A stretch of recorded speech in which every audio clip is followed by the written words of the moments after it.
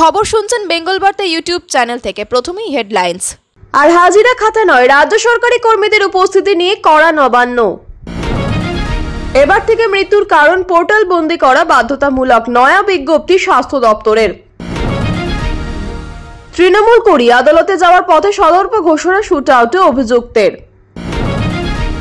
কিভাবে চুরি তরুণীর স্বপ্ন, ট্যাব দুর্নীতি তদন্তে নেমে খতিয়ে দেখছে পুলিশ, গ্রেপ্তার 10। ফের বাতিল মামলা শুনানি, চলতি বছর আদৌ জামিন মিলবে পার্থ চট্টোপাধ্যায়ের। বিস্তারিত খবরে যাওয়ার আগে ভিডিওটিতে একটি লাইক দিন ও পরবর্তী নিউজ আপডেট পাওয়ার জন্য চ্যানেলটি সাবস্ক্রাইব করে রাখুন। এখন বিস্তারিত খবর। বায়োমেট্রিক হাজিরা বাধ্যতামূলক করতে এবার হাজিরা খাতায় সই করার বিষয়টি পুরোপুরি তুলে দিল নবান্ন। সম্প্রতি অর্থ দপ্তরের কর্মীদের জন্য এমন নির্দেশিকা জারি করেছেন রাজ্যের ডেপুটি সেক্রেটারি নভেদ আক্তার। নির্দেশে বলা হয়েছে, এতদিন বায়োমেট্রিকের পাশাপাশি খাতায় সই করে সুবিধা বজায় থাকলেও তা এবার বন্ধ হয়ে যাচ্ছে। অর্থাৎ নবান্নে অর্থ দপ্তরের কর্মীদের হাজিরার ক্ষেত্রে একমাত্র বায়োমেট্রিক পদ্ধতি বাধ্যতামূলক করা হলো। গত বছর মে মাসে অর্থ দপ্তরে নবান্নে বায়োমেট্রিক হাজিরা চালু করে, কিন্তু পাশাপাশি হাজিরা খাতায় সইয়ের পুরনো ব্যবস্থাও রেখে দেওয়া হয়। কিন্তু দেখা যায় অনেক কর্মী নানা অজুহাতে বায়োমেট্রিক পদ্ধতি এড়িয়ে যাচ্ছেন, শুধুই খাতায় সই করছেন। সকলে বায়োমেট্রিক ব্যবহার না করায় মাসের শেষে কর্মীদের হাজিরা সংক্রান্ত রিপোর্ট বানাতে খুব অসুবিধা হচ্ছিল। এবার আর সেই সমস্যা মিটবে বলে মনে করা হচ্ছে।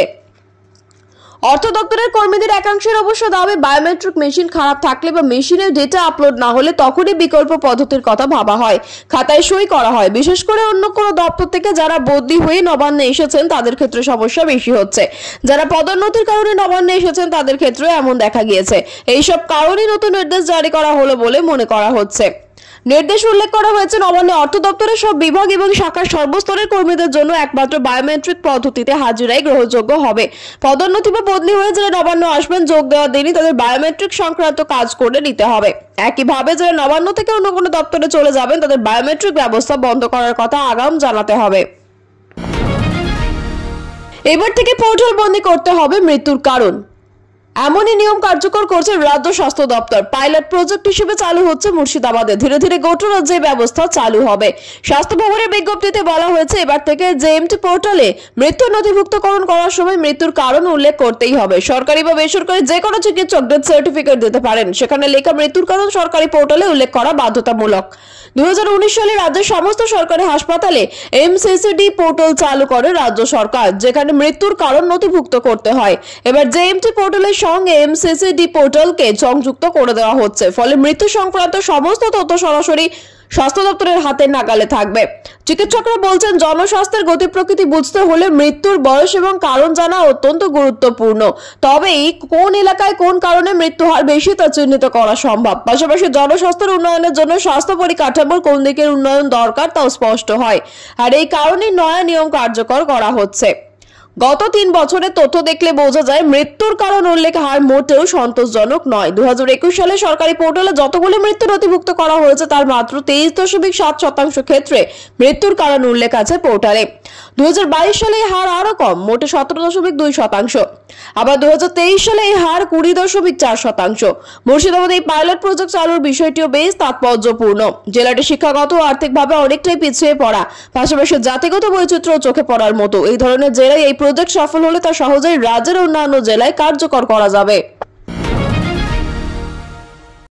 পড়ুয়াদের ট্যাব দেওয়ার জন্য টাকা গায়েব হয়ে যাচ্ছে, বিভিন্ন স্কুল থেকে এই ধরনের অভিযোগ উঠে রাজ্য জুড়ে তোলপাড় পড়েছে। খোদ মুখ্যমন্ত্রী আসরে নেমে দ্রুত তদন্তের নির্দেশ দিয়েছেন। সেই মতো রাজ্য পুলিশ ও কলকাতা পুলিশ যৌথভাবে তদন্তে নেমেছে। ইতিমধ্যে তাদের হাতে গ্রেপ্তার হয়েছে 10 জন, কলকাতা পুলিশের হাতে ধৃত 2 জন।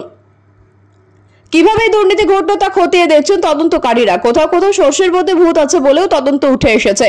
অর্থাৎ ট্যাব দুর্নীতিতে স্কুলে কোনো কর্মীরা জড়িত থাকতে পারেন। হাতে আসা তথ্য থেকে প্রাথমিকভাবে তা মনে করছে পুলিশ। বুধবার প্রেস বিবৃতির রাজ্য পুলিশ জানিয়েছে, এখনো পর্যন্ত ট্যাব দুর্নীতি নিয়ে 56টি এফআইআর দায়ের করা হয়েছে। এই পর্যন্ত মোট 10 জন গ্রেপ্তার হয়েছে। পূর্ব বর্ধমানে 5, পূর্ব মেদিনীপুরে 3 এবং চোপড়া থেকে কলকাতা পুলিশের জালে 2 জন ধরা পড়েছে। যারা গ্রেপ্তার হয়েছে তাদের মধ্যে এখনো পর্যন্ত সরাসরি কোনো যোগ পাওয়া যায়নি। তবে পুলিশ খতিয়ে দেখছে এর একই গোষ্ঠীর সদস্য নাকি প্রত্যেকে পৃথকভাবে এই কেলেঙ্কারির সঙ্গে জড়িয়েছে। খতিয়ে দেখা হচ্ছে ব্যাংকের লেনদেন, ইউজার আইডি, পাসওয়ার্ড কিভাবে এবং কাদের মাধ্যমে অভিযুক্তরা পেয়েছিল তদন্ত করে দেখা হচ্ছে। জেলাগুলো থেকে অহরহ এই অভিযোগ আসছে, সবচেয়ে বেশি অভিযোগ ঝাড়গ্রামে। উল্লেখ্য, স্কুলের উচ্চশিক্ষা অর্থাৎ একাদশ দ্বাদশ শ্রেণীর পড়ুয়াদের জন্য রাজ্য সরকারের তরুণের স্বপ্ন প্রকল্প চালু হয়েছে সেই করোনা কাল থেকে। প্রত্যেক পড়ুয়ার অ্যাকাউন্টে 10,000 টাকা করে দেওয়া হয় সরকারের তরফে। তা দিয়ে ট্যাব কিনে অনলাইন ক্লাস করতে পারে পড়ুয়ারা। এখন দেখা যাচ্ছে সেই ট্যাব কিনে টাকাতেই বিস্তর দুর্নীতি হচ্ছে। মূলত অ্যাকাউন্টে টাকা দেওয়ার ক্ষেত্রেই এই গরমিল চোখে পড়ছে। বর্ধমানের একটি স্কুলে এই ঘটনা প্রথম চোখে পড়ে। সেখানে 28 জনের অ্যাকাউন্টে ট্যাবের টাকা গায়েব। বর্ধমান সাইবার থানায় অভিযোগ জানালে তদন্ত শুরু হয়। এরপর অন্যান্য জেলা থেকেও এক অভিযোগ ওঠে। রাজ্য শিক্ষা দপ্তরের নজরে পড়তে মুখ্যমন্ত্রী মমতা বন্দ্যোপাধ্যায় পড়ুয়াদের ট্যাব কেনার টাকা দ্রুত দিয়ে দেওয়ার নির্দেশ দেন। পাশাপাশি পড়ুয়াদের জন্য প্রকল্পের অর্থ নিয়ে কারা জালিয়াতি করছে তার জন্য তদন্ত শুরু হয়। ঋষির শুটআউটের ঘটনায় অভিযুক্তের নিষ্পৃহ ভাব কতটা বিস্মিত করেনি। অবাক করলো তার আদব কায়দা এবং মন্তব্য। কোমরে দড়ি পরিয়ে থানা থেকে অভিযুক্তকে আদালতের পথে নিয়ে যাওয়ার সময় সাংবাদিকদের প্রশ্নের জবাবে রীতিমতো গোফে তা দিতে দিতে সে সদর্পে ঘোষণা করলো তৃণমূল করি। আর তার এই কেতার চোখ কপালে দৌড়ে পুলিশ কর্তাদের। অভিযুক্তদের এই মন্তব্যে শুরু রাজনৈতিক তরজা।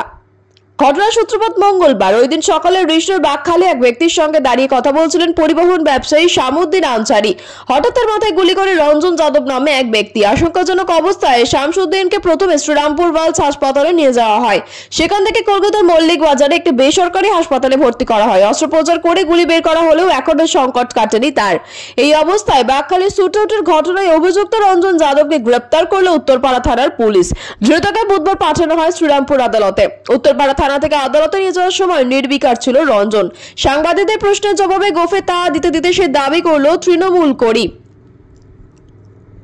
স্থানীয় সূত্র খবর, অভিযুক্তের বাবা একসময় শামসুদ্দিনের গাড়ি চালাতেন। 1 বছর আগে নাকি শামসুদ্দিন রঞ্জনের মাকে মারধর করেছিলেন। সেই রাগে সে শামসুদ্দিনকে গুলি করেছে। আক্রান্তের ভাই মোহাম্মদ নসরত বলেন ওর মাথায় হাত আছে তৃণমূলের। এই ঘটনার ঠিকমতো অনুসন্ধান হওয়া প্রয়োজন। ব্যবসায়ী বন্ধু আফতাব আলমের কথায় আগে বজরং দল করত অভিযুক্ত রঞ্জন গত বছর ডিসেম্বর মাসে মারামারি করে জেল খাটে। নিশ্চয়ই কেউ পিছনে আছে, না হলে আগ্নেয়াস্ত্র পেল কিভাবে? এ নিয়ে বিজেপি শ্রীরামপুর সাংগঠনিক সম্পাদক ইন্দ্রনীল দত্তর বক্তব্য, তৃণমূল এসব সমাজ বিরোধীদের আশ্রয় দেয়। ভোট লুট রিগিং করার জন্য এই ধরনের লোকেদের দরকার। শ্রীরামপুর সাংগঠনিক জেলা তৃণমূল যুব সভাপতি শুভদীপ মুখোপাধ্যায় বলেন, এসব কথা হেরে যায়। তারা বলে আমাদের এখানে কিছুদিন আগে নির্বাচন হয়েছে, তাই অভিযোগ কেউ করতে পারেনি। অভিযুক্ত তৃণমূল করে বলে যে দাবি করেছে সেটা সর্বই মিথ্যা। এই ধরনের সমাজ বিরোধীদের সঙ্গে তৃণমূলের কোনো যোগাযোগ নেই। আমরা খোঁজ নিয়ে জেনেছি অভিযুক্ত বজরং দলের সদস্য। যে বজরং দল করে সেবা তৃণমূল করতে পারে নাকি? এসব বিজেপির সাজানো গল্প।